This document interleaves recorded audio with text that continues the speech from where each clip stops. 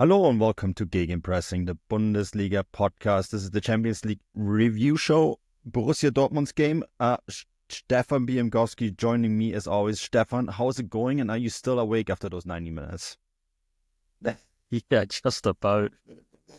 I was just posted on social media there that I think that was possibly the most uncontested football match I've ever seen in the Champions League. Yeah. Uh, Yeah.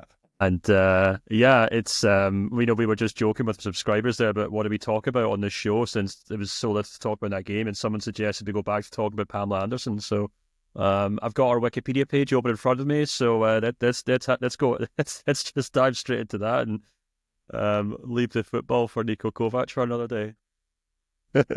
Yeah. That's going to be one of those running gags for the rest of the season, right? We don't have anything to talk. We're just talking about Pamela Anderson and Baywatch and David Hasselhoff. Some of Germany's most favorite topics to discuss.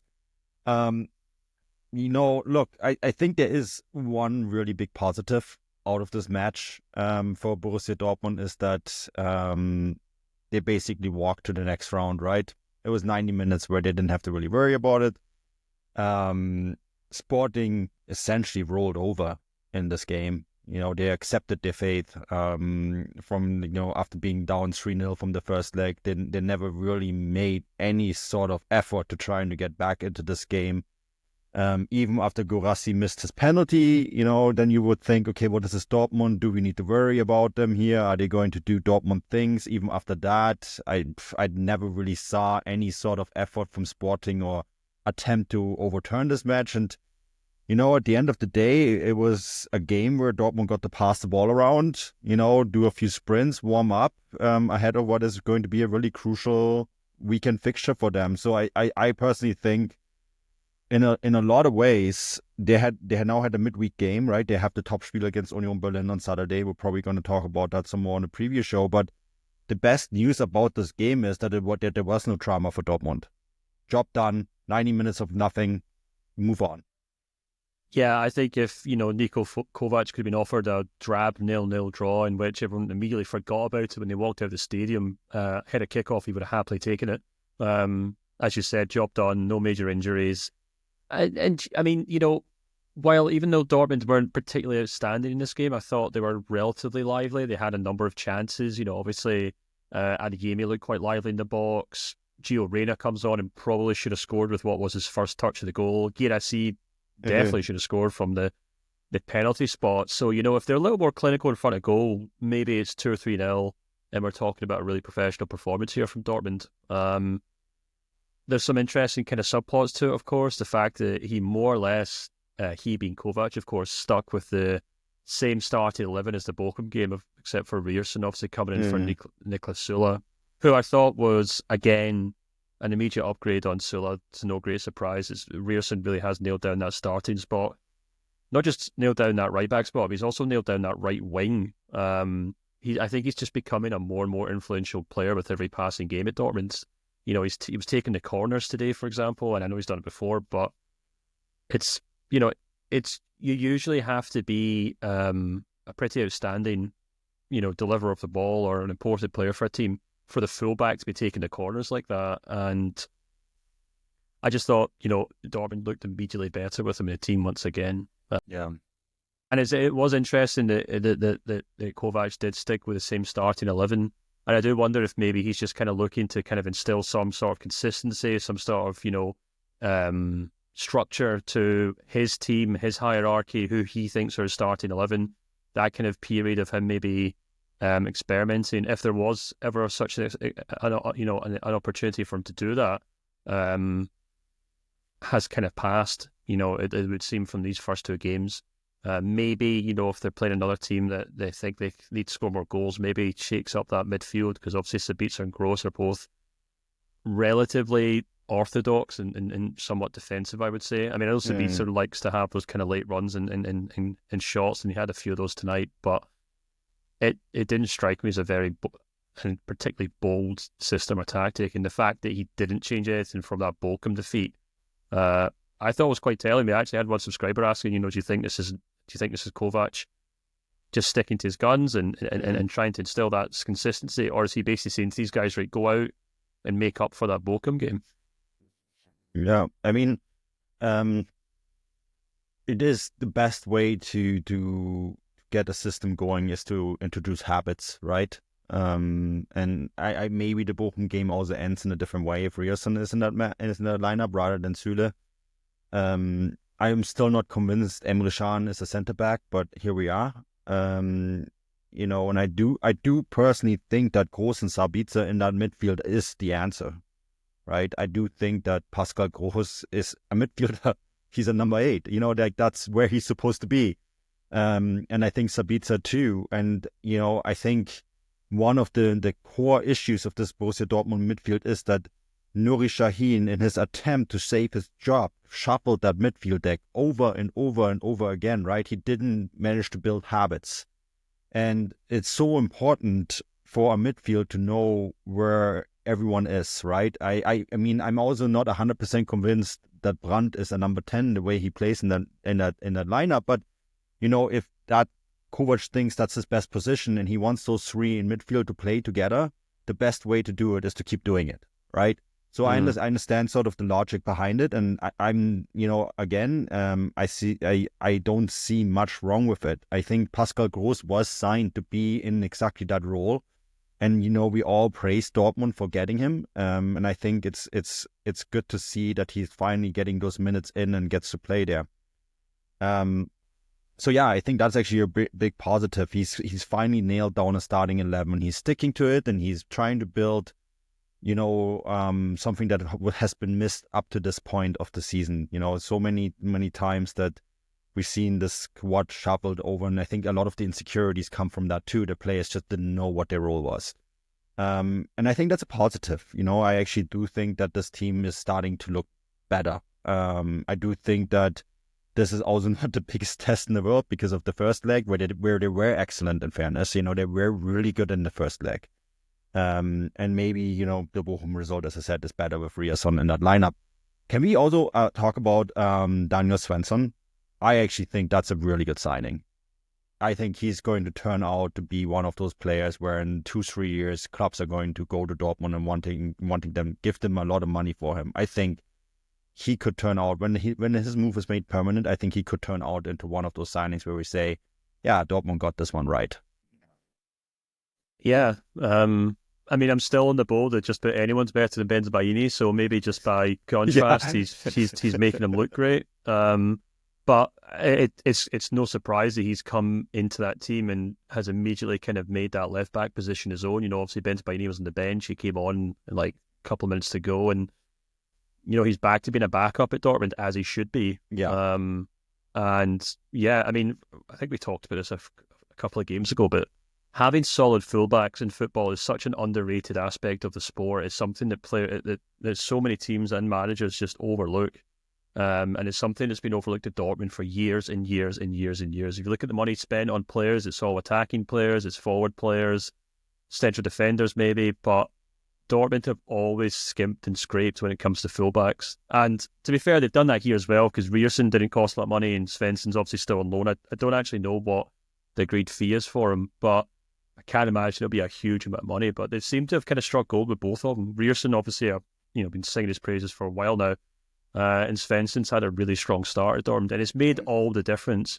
Because I mean, the interesting thing about that backline as well, and this is something that I took of quite interest, is obviously Emre Can starting over Anton in this game, and Kovac now being the third successive Dortmund head coach to play Emre Can as a central defender, and not just as a central defender, but as a starting central defender, is something that still continues to baffle me, to be perfectly honest, especially after his performance against Bochum, where I thought he was single-handedly at fault for the first goal, to be perfectly honest with you. So that's interesting, and then, it'd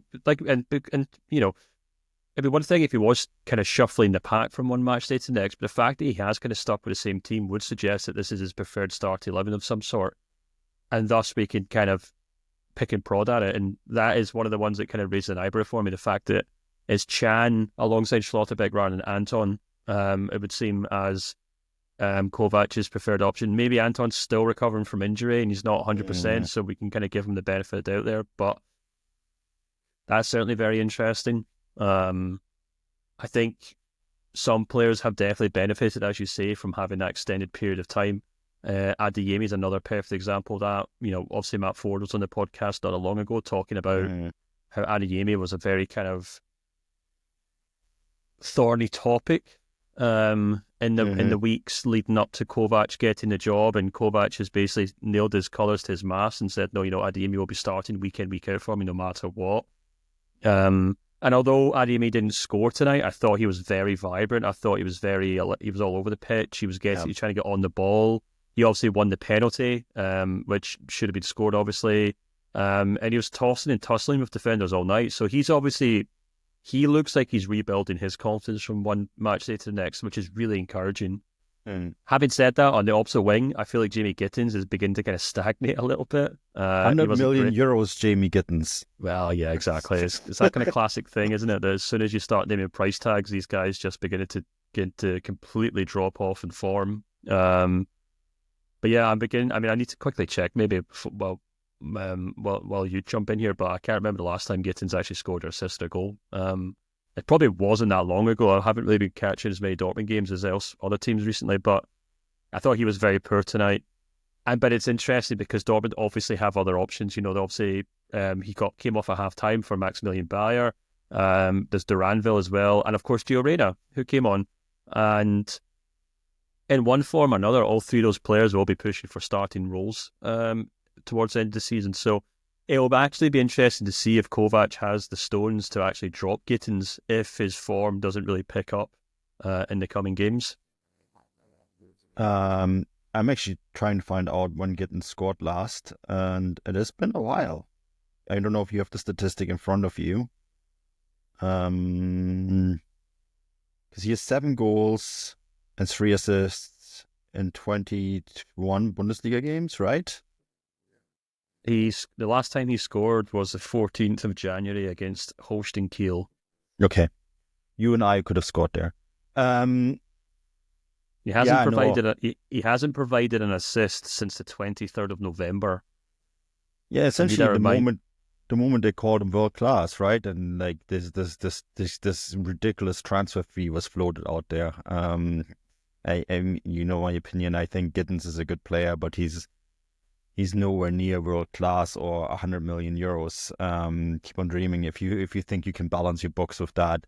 But what was I gonna say? I do think that we maybe if we highlight some of the positives with video sheet, that I think there was also some interesting aspects about this game, looking at the substitutions that Kovac made. The fact that Niklas Süle was left off for the full 90 minutes. The fact that Jan Koto was left off for the full 90 minutes, but also that Kani Chukwuemeka was left off for the full 90 minutes, is in some ways very interesting. I mean, with Süle, like taking them all separate, Süle, it's obviously because he was dog shit in the last match. There's no better way of saying it, but Jan Koto too. I mean, like, this is a signing who cost a lot of money, and then Kani Chukwuemeka comes in from Chelsea on loan, where he didn't really impress either, right? And that's why he is here now. And I think there's that 50 million euro option to buy him, and he hasn't really featured much. He's come off the bench a few times. Has played once. He played for a few minutes in the return leg. I mean, I think that's kind of interesting that as of now, Kovac has kind of ignored him. And this was this important depth piece that Dortmund wanted to sign, and here we are, and not playing much again, at a new club. I do think those non-substitutions are almost more interesting than the players that came on. Yeah, I mean, I think with Chukwuemeka, I think he was injured for the Bochum game, so there's maybe a degree of him just simply not being entirely fit yet. And there's no need to risk a player like that in a game that, let's be honest, meant absolutely nothing because Sporting just could not get back into it. And I think it'll be interesting to see, but you're absolutely right. He hasn't exactly been parachuted straight into the start 11 since he joined the club. Yeah. And it'll be interesting to see if he can make a dent, because if he was to play in this team, it would probably be in the place of Julian Brandt. maybe as one of the central midfielders. He's a kind of quite an attacking playmaker, I would say, in the central midfield. He can play box to box, but he's definitely more on the attacking side. So maybe Marcel Sabitzer could step in for him. But it'll be really interesting to see if he can kind of turn things around once he gets back from his injury and kind of nail down a spot, and then Dortmund can make a decision as to whether they want to sign him or not. But yeah, I mean, in terms of Niklas Süle, I think his days are numbered at Dortmund, to be perfectly honest with you. And you need only kind of look at some of the other kind of players who did or didn't play. And I think we are probably beginning to notice how quickly some of these star players will or will not be at the club going forward. And that's why I mentioned Anton at the top of the show. I think it'll be interesting to see if he can fight for a starting role, because if we finish this season and, Emre Can is still the starting central defender alongside Niko Schlotterbeck, then that raises serious question marks as to the viability of Anton as a starter for Dortmund, but also whether his move was actually one that has actually worked out or not. But the other one, the one player who I was really interested in coming on in this game and who I thought did okay, and maybe I'm just kind of letting the kind of romantic side of me get all wound up by it, was Gio Reyna, and this idea that there might be some form of dramatic return for him as a Dortmund star to be, because while Adeyemi, it does seem to be Kovac's first choice there, and we just talked about how Jamie Gittins is the kind of man of the moment. I do think there's ample opportunities for Rhea to step in, possibly for Julian Brandt, who he obviously came on for in this game. Yeah. But in the last kind of games he's came on, he has looked quite bright, and you'll have hopefully an opportunity to prove that between now and the end of the season. Yeah, no, there's been, of course, some reports that Gio Reyna could be on his way out build, which when it comes to Dortmund, I would always grain of salt. If it's not from Patrick Berger, I don't trust it. That's basically, how I always see it. But, Gio Reyna's story at Dortmund with all the ups and downs, and the loan last year, which was such a disaster, right, to the Nottingham Forest. And we all know his potential. He's an incredible football player. The issue isn't his talent. The issue is all the off-field stuff, which we discussed on the show. And, I've been on guests on American shows where I have to discuss this all the time too. And, everyone who listens from the US knows about all the noise around the World Cup and all that kind of stuff. And, I personally think he's such a baller. He's such an amazing football player, right? And if he can get that career going, that'd be great. It just needs to shut down the noise, the outside noise, for it to work out. Look, Stefan, I think we probably discussed this game enough. Want to keep some of the ammunition dry for the preview show for Dortmund Union Berlin, which is always a great game. So we're going to discuss that on the preview show, and of course we want to see how the other Champions League games turn out. So get back to that, and of course lots of stuff on the Substack as well. The Bayern review show from last night. Then of course Matt Ford's very long Substack on what the elections mean for German football, which I really enjoyed reading yesterday before it came out, and I think it's really worth a read before Sunday's Germany election, which is one of the most important one in Europe. And then of course, I'm not sure. What are you going to write about this week?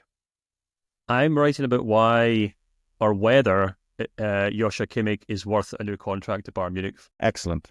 Fantastic. Looking forward to that. And that does it for us until tomorrow for the preview show. And until then, auf Wiedersehen.